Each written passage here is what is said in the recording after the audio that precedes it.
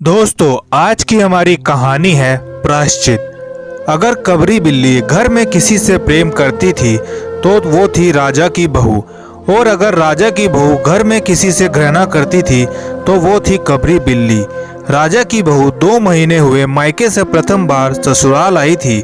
पति की प्यारी और सास की दुलारी 14 वर्ष की बालिका। भंडार घर की चाबी उसकी करधनी में लटकने लगी। नौकरों पर उसका हुक्म चलने लगा और राजा की बहू घर में सब कुछ। सासू माँ ने माला ली और पूजा पाठ में मन लगाया, लेकिन ठहरी 14 वर्ष की बालिका कभी भंडार घर खुला है तो कभी भंडार घर में बैठे बैठे सो गई। कबरी बिल्ली को मौका मिला, दूध घी सब कुछ चट कर गई। राजा की बहू की जान आफत में और कबरी बिल्ली के छक्के पंजे। राजा की बहू हांडी में घी रखते रखते थक गई और बचा हुआ घी कबरी के पेट में गया। राजा की बहू दूध ढककर मिश्रानी को जीन्स देने गई और उधर दूध गायब। अगर बात यहीं तक रह जाती तो बुरा ना होता। कबरी राजा की बहू से कुछ ऐसा परचम गई कि राजा की बहू के लिए खाना पीना दुश्वार हो गया। राजा की बहू के कमरे में रबड़ी से भरी टोकरी पहुंची और राजा जब आए तब टोकरी साफ चट हो गई।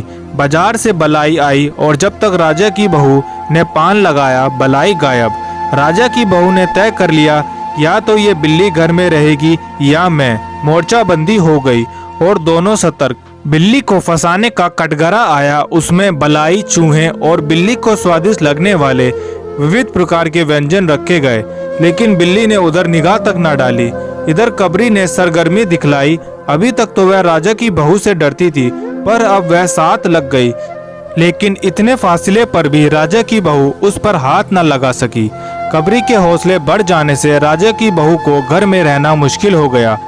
उसे मिलते थे सास की मीठे मीठे ताने और पतिदेव को मिलता था रूखा सूखा भोजन। एक दिन राजा की बहू ने राजा के लिए खीर बनाई, पिस्ता बादाम मखाने और तरह तरह के मेवे दूध में डाले, सोने का वर्क चिपकाया और खीर से भरा कटोरा कमरे में रख एक ऊंचे से ताक पर रख दिया जहां बिल्ली ना पहुंच सके। राजा की बहू इसके बाद पान लगाने में लग गई। उधर बिल्ली कमरे में आई। ताक के नीचे खड़े होकर उसने ऊपर कटोरे की ओर देखा। सूंघा, माल अच्छा है। उधर राजा की बहू पान लगा रही थी। पान लगाकर राजा की बहू साची को पान देने चली गई और कबरी ने छलांग मारी। पंजा कटोरे में लगा और कटोरा झंझनाहट की आवाज से फर्श पर गिर गया। आवाज राजा की बहू के कान में पहुंची। सास के सामने पान फेंककर वह दौड़ी। क्या देखती है कि फुल कटोरा टुकड़े टुकड़े, खीर फर्श पर और बिल्ली डटकर खीर चाट रही है। राजा की बहू को देखते ही कबरी चपत। राजा की बहू पर खून सवार हो गया। ना रहेगा बांस और ना बजेगी बांसुरी। राजा की बहू ने कबरी की हत्या करने की कसम खा ली। रात भर उसे नींद न आई। किस दांव से कबरी पर वार किया जाए कि वह फिर जिंदा ना हो सके। यही सब सोचते सोचते सुबह हो गई और वह देखती है कि कबरी ढेरी पर बैठे बड़े प्रेम से उसे देख रही है। राजा की बहू ने कुछ सोचा, इसके बाद मुस्कुराती हुई वह उठी। कबरी राजा की बहू के उठते ही खिसक गई। राजा की बहू एक कटोरा दूध कमरे में दरवाजे की ढेरी पर रखकर चली गई। हाथ में पाटा लेकर वह लौटी तो देखती है कि कबरी दूध पर जुटी हुई है। मौका हाथ में आ गया। सारा बल लगाकर उसने पाटा बिल्ली पर पटक दिया। कबरी ना हिली, ना डुली, ना चीखी, ना चिल्लाई, बस एक कदम उलट गई। आवाज तो हुई। आवाज जो हुई तो मेहरू झाड़ू छोड़कर, मिश्रानी रसोई छोड़कर और सास पूजा छोड़कर घटनास्थल पर उपस्थित हो गए।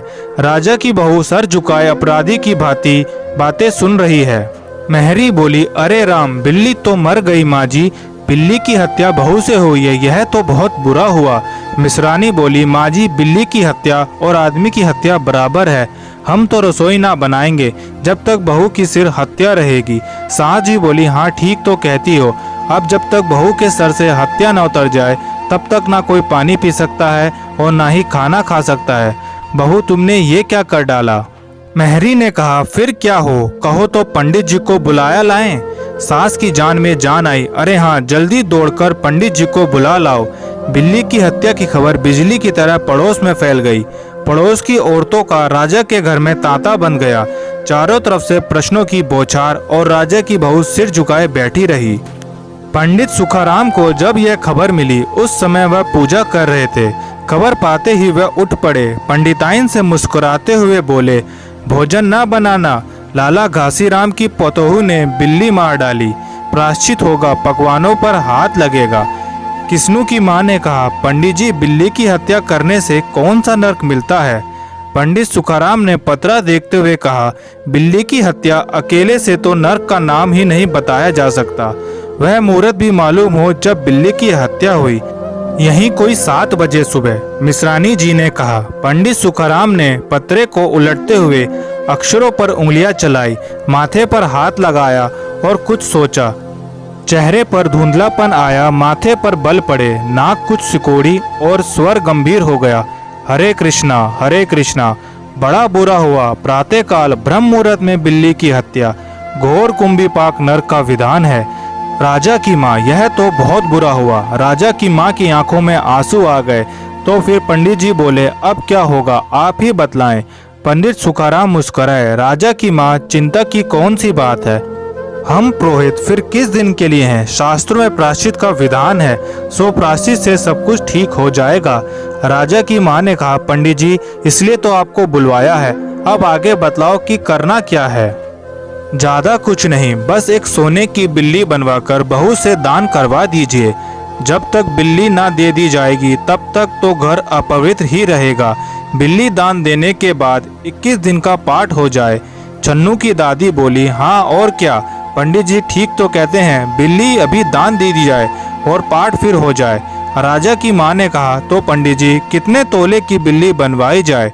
पंडित सुखाराम मुस्कुराए। अपनी तोंद पर हाथ फेरते हुए उन्होंने कहा, बिल्ली कितने तोले की बनवाई जाए? अरे राजा की माँ, शास्त्रों में लिखा है कि बिल्ली के वजन भर से सोने की बिल्ली बनवाई जाए, लेकिन अब कलयुग आ गया है, धर्म कर्म का नाश हो गया है, श्रद्धा नहीं रही। सो राजा की माँ, बिल्ली के तोल भर की बिल्ली तो क्या बनेगी, क्योंकि बिल्ली 20-21 सेर से कम की क्या होगी। हाँ, कम से कम 21 तोले की बिल्ली बनवाकर दान करवा दो, और आगे तो आपकी अपनी श्रद्धा। राजा की माँ ने आंखें फाड़कर पंडित सुखाराम को देखा। अरे बाप रे, 21 तोला सोना! पंडित जी, यह तो बहुत है, तोला भर की बिल्ली से काम ना निकलेगा क्या? पंडित सुखाराम हंस पड़े। राजा की माँ, 1 तोला सोने की बिल्ली? अरे रुपया का लोभ बहू से बढ़ गया है क्या? बहू के सर बहुत बड़ा पाप है, इसमें इतना लोभ ठीक नहीं। तोल मोल शुरू हुआ और मामला 11 तोले की बिल्ली पर ठीक हो गया। इसके बाद पूजा पाठ की बात आई।